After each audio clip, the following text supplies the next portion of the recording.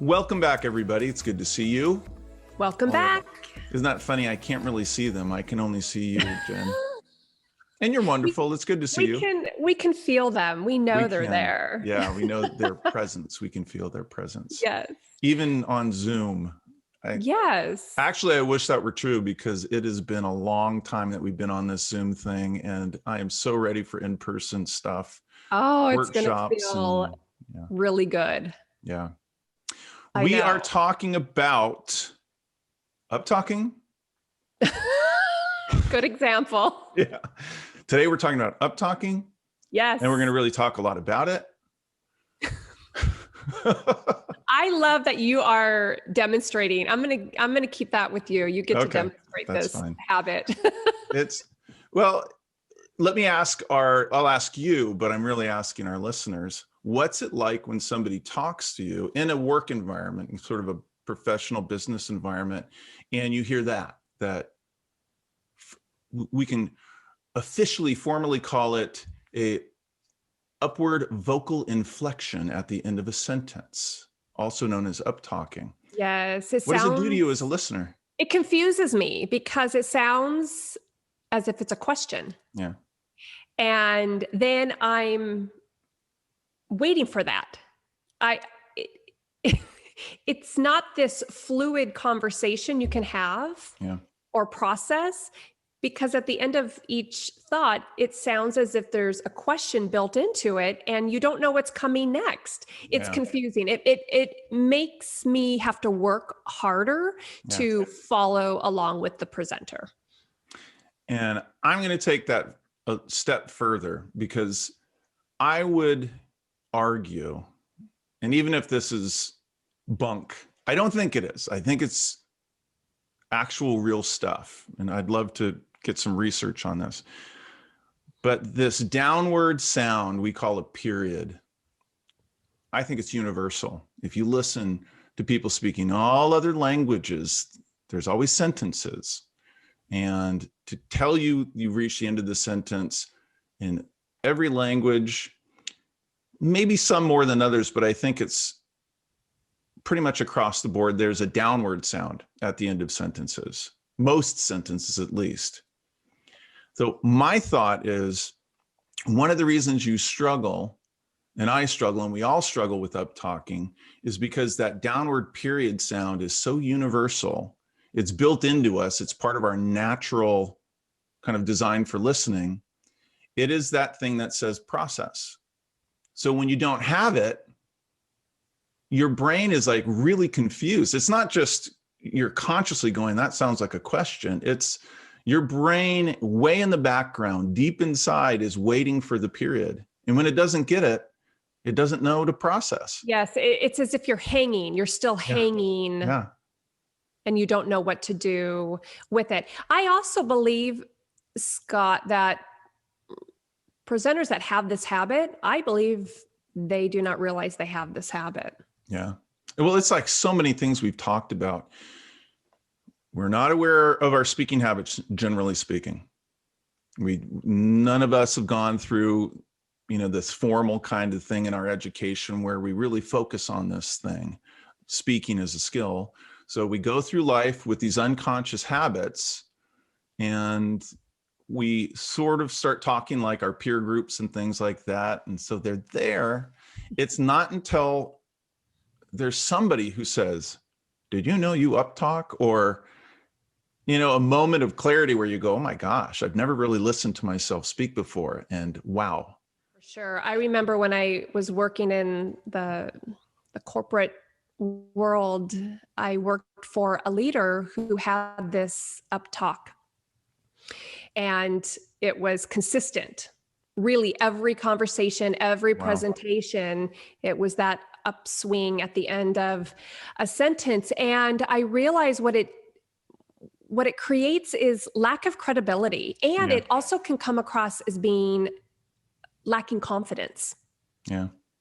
Because it's not that solid, strong ending to a thought or a sentence. It's more of that uptalk can sound as if you need validation from the audience. So when I'm working with clients, it's a good segue because you want to, well, if you uptalk, if you have this habit, how do you tackle it? And I think we really covered this to a large degree in the last episode when we talked about the importance of periods. And a period sound is a definitive downward sound on the last word or toward the end of a sentence. One thing you can do to train your brain into this, just to get started, is use these two sentences. I really believe in this. This is what we have to do. Something like that, where it's very declarative. Mm-hmm. Choose 2 or 3 sentences like that and really almost overemphasize the last word as you get started trying to retrain your habit.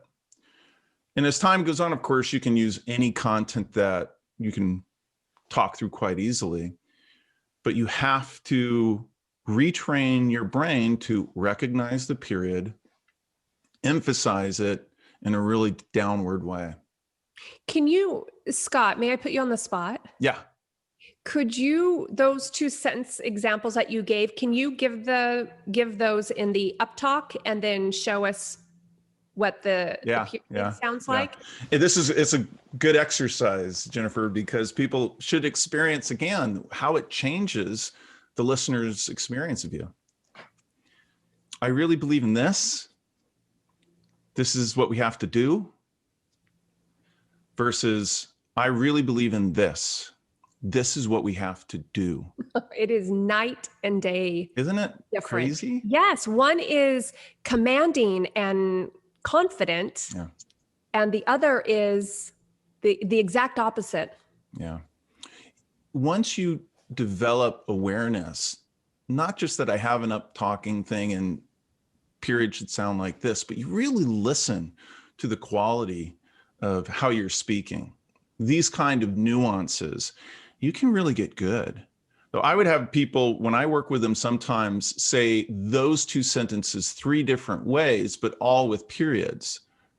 So they can just experiment. I really believe in this. This is something we have to do. I really believe in this. This is something we've got to do. I really believe in this. And just keep playing with it a little bit. But of course, ensure that you're hitting the period, that it's definitive and strong and downward in some way. And you'll know as you talk, you don't always hit it that strong. It varies, but it should never really, seldomly, maybe unless you're doing a list. I find when people list things that a little bit of uptalking is sort of involved. Well, acceptable, But other than that, So what do we leave our listeners with today to deal with this uptalking thing? Identify if this is a habit that you have. Yeah. Video, maybe? That is the first video, asking. Video for sure, because you need to hear yourself doing it. Yeah. And then asking. However, if you're going to ask, you need to explain what it is, because the person you're asking, or they may not understand. Yeah. I would encourage people to go back a few episodes to the one about practicing your delivery.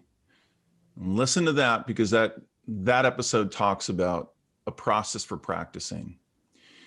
And in this case, when you're working on some kind of thing like uptalking, it's really a sound thing. It has very little to do with, physically what you're doing. So you can even record yourself on your phone using voice memo software, whatever. But really listen to yourself, record yourself over and over again as you practice very intentionally. Mm-hmm. And if you do that, like we said in that episode, about 2 months of that kind of daily practice, you don't need to practice a lot every day, but you should practice every day, just a few minutes. You can lick a habit like uptalking. Well, Scott, we're always talking. We're talking every single day. Yeah. In any type of conversation, we can practice these skills. And what you are sharing and that example that you provided, it really expresses how important our tone and our inflection. It changes the message. It does. So we get to decide. Yeah, that's right. How we want it to sound, which is really cool. It is really cool. So Jen, what are we going to talk about next week? It ties into what we are discussing, and it's around how to articulate our message, which is going to reduce mumbling. Yeah. Mumbling, it's interesting. Some people mumble and they don't know it. They don't know that they're sort of, the words come out in a kind of a garbled, soft, difficult to hear kind of way. Yeah, it goes back to our speaking habits, Scott. Yeah, Everything goes back to our speaking habits. Well, that's interesting you say that, because that's going to also tie in with volume, especially when it's an in-person presentation. So when we have mumbling plus low volume, your audience is gone. Okay, well, one thing at a time. We're talking about mumbling next week, and then we should probably talk about volume. Yeah, let's do volume. Really important that they can hear you. Yes. All right, everybody. Thank you for listening. We'll see you next week. Always a treat. Bye, everyone.